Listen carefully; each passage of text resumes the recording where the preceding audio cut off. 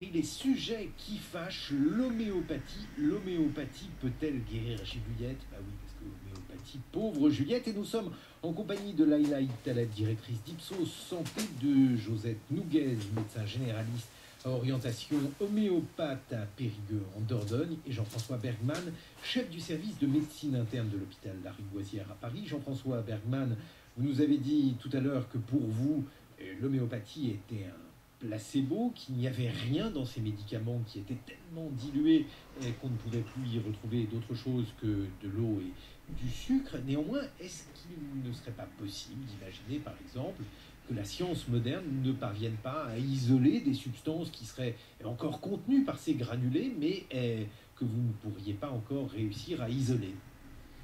Ces substances, vu leur dilution, il n'y a rien dedans, mais je pense qu'il y a un côté magique qui fait que cet effet placebo est magnifié.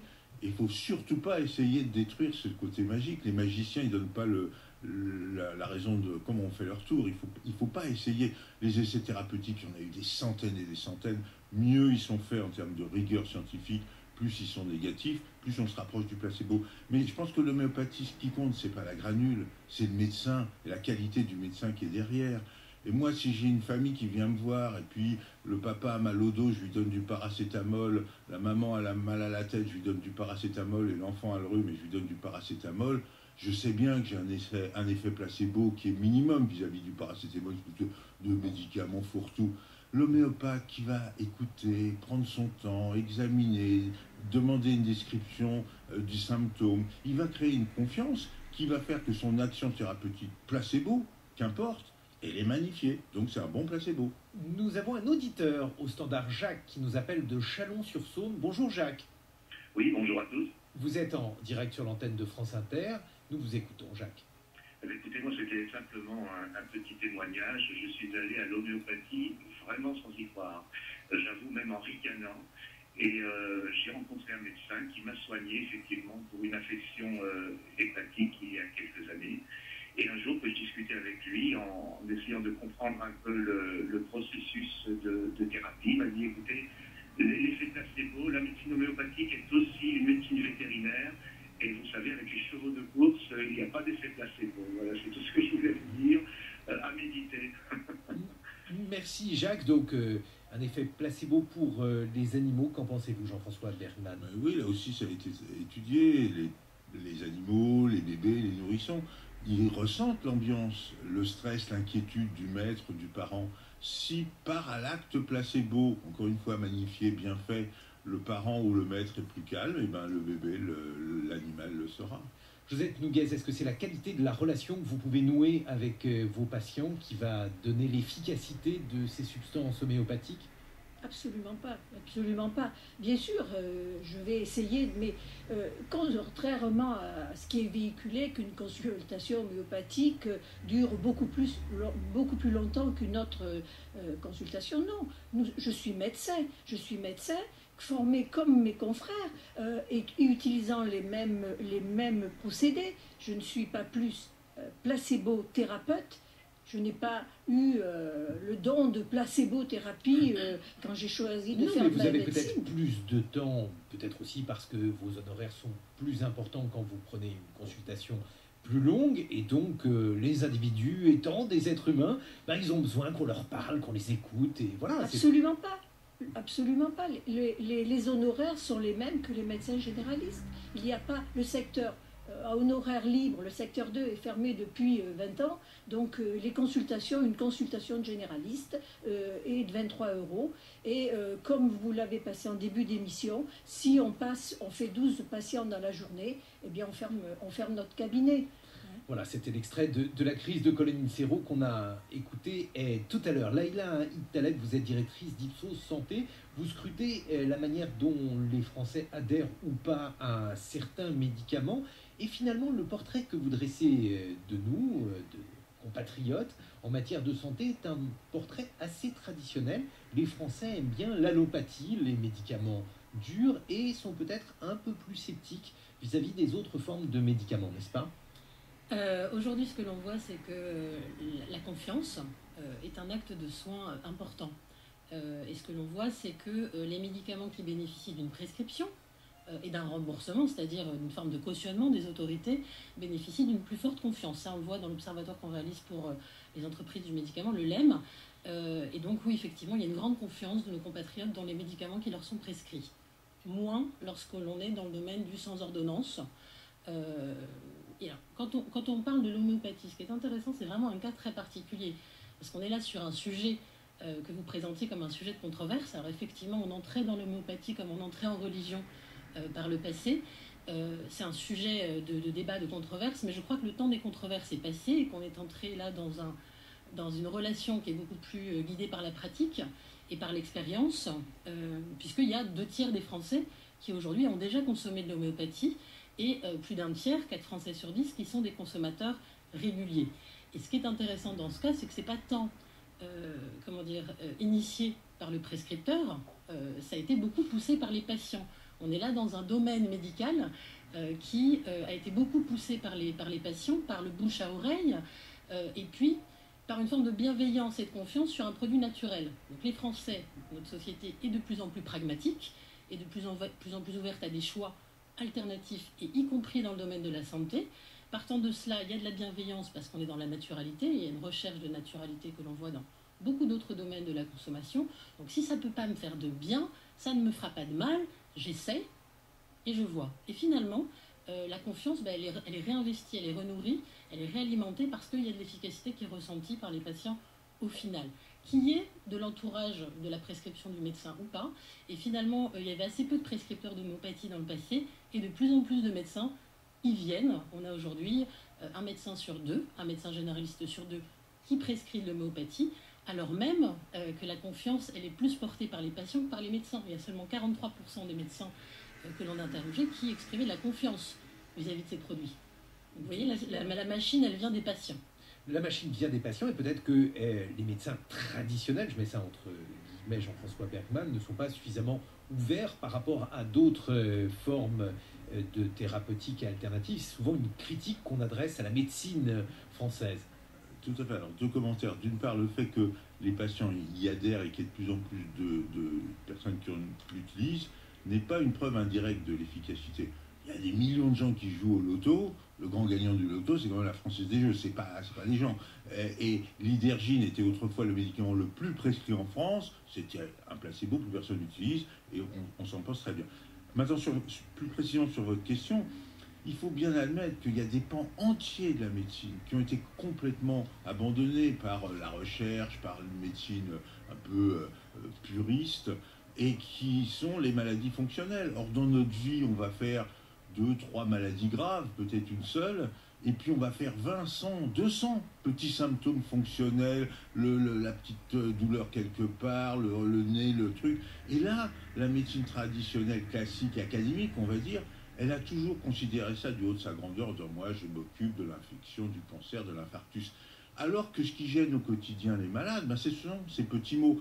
Et dans ces petits mots qui ont une évolution très fluctuante, très placebo-sensible, un jour ça va, un jour ça va pas, mon nez est bouché le lundi, il est débouché le mardi, on est sur le terrain, de par cette fluctuation naturelle de ces symptômes, idéal pour l'homéopathie.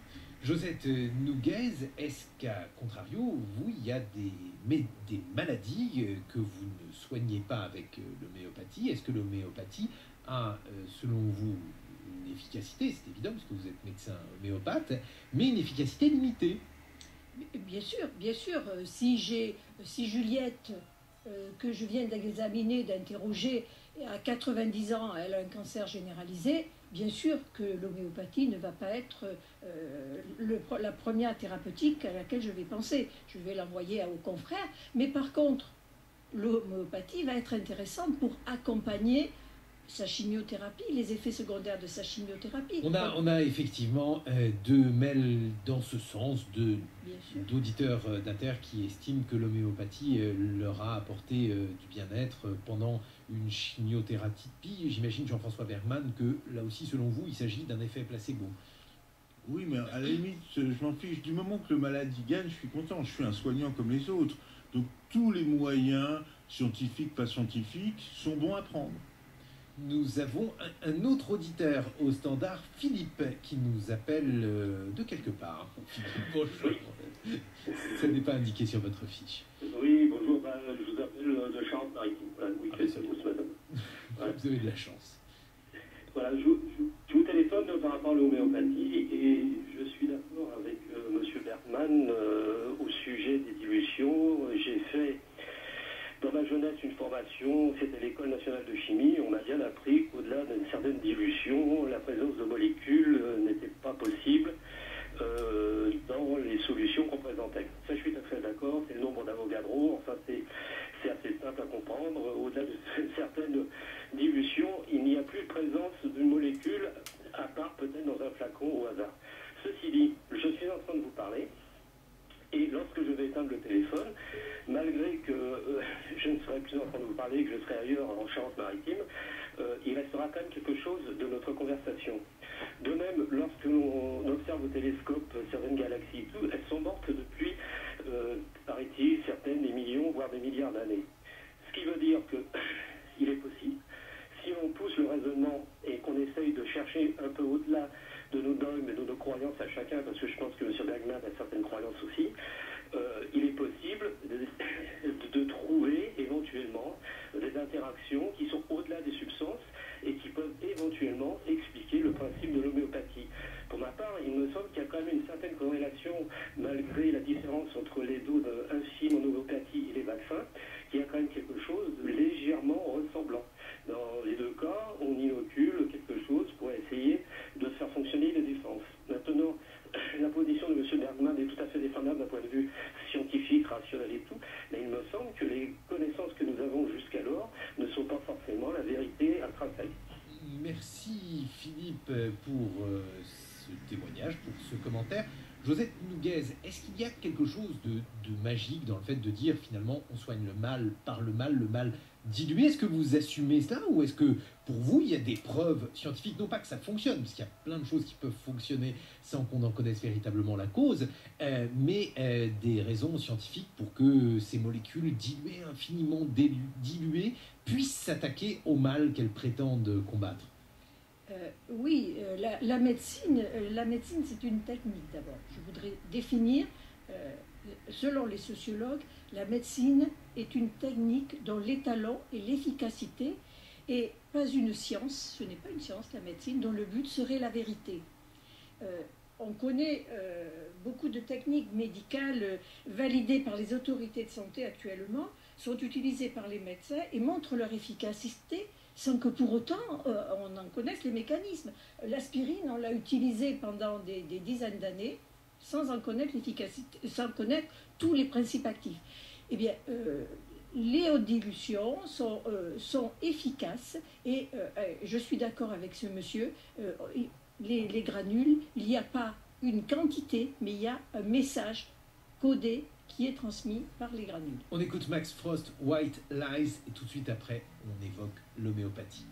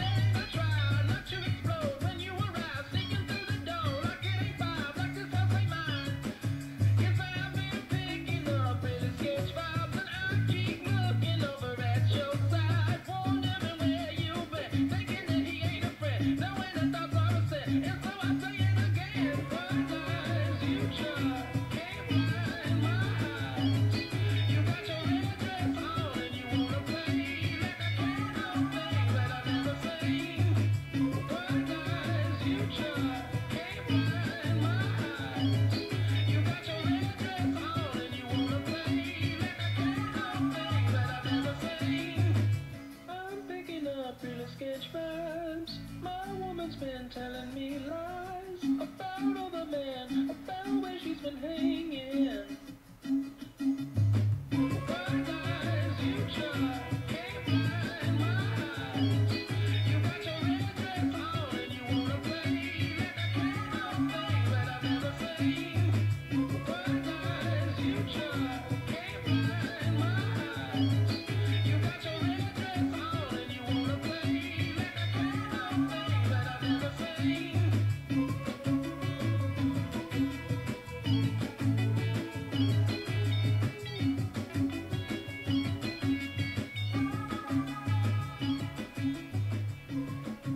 Service public sur France Inter, les sujets qui fâchent l'homéopathie en compagnie de Jean-François Bergman, chef du service de médecine interne de l'hôpital Lariboisière, Josette Nouguez, médecin homéopathe à Périgueux, et Laïla Taleb, directrice d'Ipsos Santé. Beaucoup de questions sur le remboursement de l'homéopathie. Laïla Taleb, l'homéopathie est en partie remboursée, mais les Français trouvent que ça n'est pas suffisant. Absolument. Les Français, dans une enquête réalisée l'année dernière pour les laboratoires Boiron, nous disaient en fait leur souhait du maintien du remboursement de l'homéopathie, voire du renforcement de ce remboursement à 90%, avec 60% de tout à fait d'accord. Alors, vous soulignez tout à l'heure combien l'homéopathie était un sujet quotidien, puisqu'il traitait des problèmes, des symptômes du quotidien, et je pense que c'est ça qu'il faut entendre.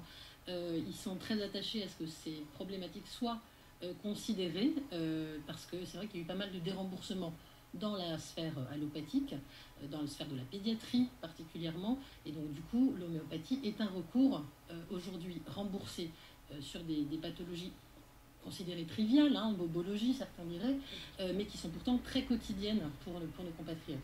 Est-ce que ça vous agace, Jean-François Bergman, sachant malgré tout que la sécurité sociale ne peut pas être infiniment dépensière? Est-ce que vous considérez que ces sommes qui vont vers l'homéopathie, avec évidemment aussi des logiques industrielles, puisque les laboratoires Boiron ne sont pas, comment dirais-je, complètement objectifs lorsqu'ils réclament le remboursement de l'homéopathie, est-ce que vous pensez qu'il faudrait mieux utiliser ces sommes d'argent qui vont aujourd'hui vers l'homéopathie? Beaucoup de choses qui m'agacent dans le problème du prix des médicaments et de leur remboursement, et ça en fait un peu partie. C'est vrai qu'on a l'impression que les politiques générales n'ont pas de vraie ligne. Il y a des raisons économiques, il y a des raisons de transfert. On dit qu'il vaut peut-être mieux rembourser l'homéopathie qui ne fait pas de mal que d'inciter les malades à prendre des médicaments qui seraient eux remboursés et qui seraient peut-être plus agressifs. C'est pas très clair pour le public, pour moi, pour vous. On ne sait pas très bien quelle est la politique. Certains sont remboursés, d'autres pas. Si on croit à la sécurité sociale, la philosophie, c'est on rembourse les médicaments efficaces. Et donc, si on appliquait ça comme un coup près, on ne devrait pas rembourser, car la preuve, en termes de preuves scientifiques, on en parlait tout à l'heure, de l'efficacité de l'homéopathie, n'a pas été apportée. Je ne suis pas sûr qu'il faille l'apporter, mais si on est puriste, on dit pas de preuve d'efficacité démontrée, pas de remboursement. Vous considérez qu'elle a été apportée et que l'homéopathie est inefficace? Elle est aussi efficace qu'un placebo. Qui est déjà une forme d'efficacité, mais pas plus, pas plus. Vous ne prescrivez pas d'homéopathie? Non, mais je fais de la placebo-thérapie comme tout médecin tous les jours. Laïla Taleb. Oui, juste quelques données sur le remboursement. Aujourd'hui, les médicaments homéopathiques représentent 2% des ventes de médicaments, ce sont des données du LEM, et 0,3% des remboursements de l'assurance maladie sont des données de l'assurance maladie. Par conséquent, une dépense très faible. Lionel considère que l'homéopathie peut sauver les intermittents du spectacle en les payant non plus en cachet, mais avec des granulés. Je ne sais pas si ça sera complètement efficace. Josette Nouguez, est-ce que vous considérez au contraire, que vous n'avez pas l'oreille des autorités de santé et qu'il faudrait en faire plus sur l'homéopathie? Je pense qu'il faudrait en faire plus sur le remboursement de l'homéopathie. Je pense que, de toute façon, le problème politique, c'est le problème des laboratoires et des structures politiques. Mais je pense que le transfert, il est important. Je vais rapidement vous citer l'exemple d'une jeune fille que j'ai vue cet été en urgence. Sa maman m'appelle, une jeune fille de 20 ans. Elle avait une dermatose des plis fessiers qui s'étendaient progressivement. Elle avait vu, elle venait d'avoir 3 biopsies, elle avait vu des dermatologues, elle avait été hospitalisée au CHU de Bordeaux où elle avait eu ses biopsies. Elle ne dormait plus, elle ne mangeait plus, elle était complètement dépressive. Je l'ai vue en urgence, j'ai prescrit un traitement. Très rapidement, elle a été soulagée. Elle a évité la 4e biopsie qui était prévue 10 jours après. J'ai donc soulagé cette patiente. J'ai fait faire des économies de santé, puisque très rapidement, on a arrêté toutes les thérapeutiques habituelles. On a évité la dépression et on a évité la 4e biopsie. Donc, bien sûr, et j'en citerai d'autres exemples où on ne soigne pas que de la bobologie. Le quotidien d'un diabétique qui a des neuropathies, qui ne supporte plus certaines thérapeutiques qui ont énormément d'effets secondaires, on arrive à les calmer, à les soulager. Donc ce n'est pas que de la bobothérapie. Jean-François Bergman, est-ce que le rationalisme rigoureux, très rigoureux des académies de médecine traditionnelles ne peut pas s'ouvrir à un certain nombre de témoignages comme celui par exemple que vient de nous donner Josette Nouguez? Je pense qu'elle s'ouvre. Il y a des enseignements universitaires, il y a des unités d'homéopathie dans les hôpitaux, en soins palliatifs, en oncologie. Encore une fois, moi je pense que notre but c'est de soigner les malades. Tous les moyens sont bons dès lors qu'ils ne sont pas nuisibles et on ne peut pas dire que l'homéopathie le soit, à condition qu'on reste chacun dans ses limites mais ça on l'a bien dit, qu'on ne traite pas des maladies qui pourraient être mieux traitées par d'autres moyens. Merci de nous avoir donné votre point de vue sans invective. Leïla Taleb, vous vouliez rajouter quelque chose sur l'homéopathie? On a vu finalement que les Français étaient finalement plutôt méfiants, en tout cas partagés sur ces remèdes. Oui, enfin partagé, mais enfin, tout de même, ça ne divise plus tant. Il y a quand même 7 Français sur 10 qui ont confiance dans ces produits et ils arrivent à convaincre de plus en plus de professionnels. Et du coup, les professionnels, même à l'hôpital, souvent. Merci pour vos différents points de vue. Voici maintenant le Grand Bazar. Le Grand Bazar. Le Grand Bazar de service public. Le Grand Bazar. Le Grand Bazar. Service public, le Grand Bazar. Marie Montuire, bonjour. Bonjour. Du mobilier, des objets vraiment originaux et à petit prix, c'est ce que vous avez trouvé pour nous aujourd'hui, Marie. Avec des marques très grand public, La Redoute, Ikea ou Monoprix, qui proposent chacune de vraies exclusivités maison. Qu'est-ce que ça donne? Un très joli fauteuil tout en rondeur avec une assise en forme de coque, dépouillée mais confortable, posée sur 4 pieds orange vif, le tout à 499 €. C'est pas donné, hein, Marie. Une table basse qui marie le bois et l'osier pour 179 €, mais aussi des chaises en Scooby-Doo jaune parfaites autour d'une table de salle à manger graphique et extensible. Là, on est chez La Redoute et une collaboration avec la galerie Ben Simon, une galerie de design. On est dans des prix raisonnables, mais c'est pas donné, hein, tout ça. La question, Guillaume, c'est qu'est-ce qu'on achète pour ce prix-là? Derrière cette collaboration, il y a Serge Ben Simon, un homme de mode dont on connaît les petites baskets en toile colorée, un best-seller depuis 30 ans. Oh, 30 ans. Bah, vous en avez porté. Mais monsieur Ben Simon est aussi un passionné de design, un des premiers, sinon le premier à mêler déco et mode dans les boutiques Home autour du monde. Il a ouvert une galerie plus exclusive et prospective il y a 4 ans. Là, son boulot, c'est d'exposer, mais aussi d'aller chercher, de travailler avec des talents, des designers émergents partout dans le monde et d'éditer, de produire leurs objets, un vrai laboratoire. Alors quand le moindre fauteuil sans imagination, ultra classique et produit par dizaines ou centaines de milliers d'exemplaires, coûte 250 à 300 €, même chez But, Confo Alinea ou La Redoute, à 499 €, celui-là c'est une affaire, parce que l'on bénéficie de tout ce travail en amont sur les formes, les matériaux, la fabrication et une approche très particulière du design. Les pièces sont originales, conçues par les talents de la galerie, des designers comme entre autres Marc Brown, Antoine Felouza ou le Studio Pool. Et ça, vous trouvez ça exceptionnel pour la grande distribution? Absolument, parce que la création, le développement de produits originaux, ça coûte cher. C'est bien pour l'image tout ça, mais au final, il faut surtout que ça se vende. Fly a fait un autre pari en produisant les objets des lauréats du concours de jeunes designers qu'elle organise depuis 3 ans. Le résultat est validé par un jury d'experts. On ne vous refile pas de la copie, on est exigeant sur le dessin et la qualité.